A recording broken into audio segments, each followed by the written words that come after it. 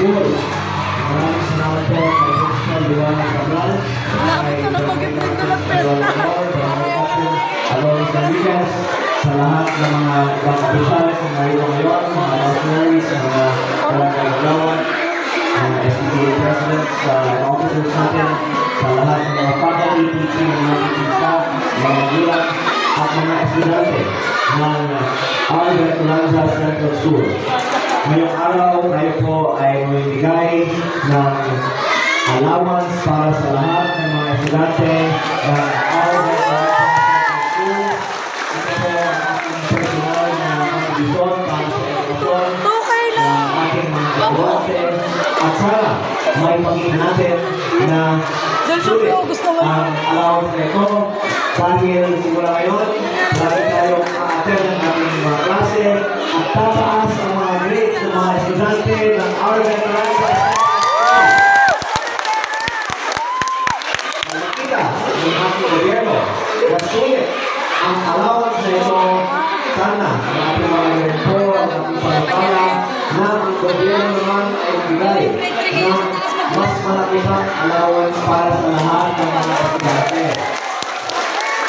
Kahapon lang po, nasa Kongreso tayo at nag-discuss tayo sa Department of Finance kung maaaring maglagay ng mas malaking budget para sa edukasyon at sabi lang po ay pwedeng magaling sa ibang mga proyekto ng gobyerno para sa edukasyon at isinusulong po natin na ma-approvehan po ito ng Kongreso, lalo po pag maipasibay na ito po ay talagang makakatulong sa ating mga anak. At sabi ko po ay dahil ito ay direktang makakarating sa ating mga estudyante at walang bawas tulad ng mga proyekto ng gobyerno na wala rin maraming mga nababawasan ay ito po ay dapat sana maging isang programa na maging permanente pa ng ating gobyerno.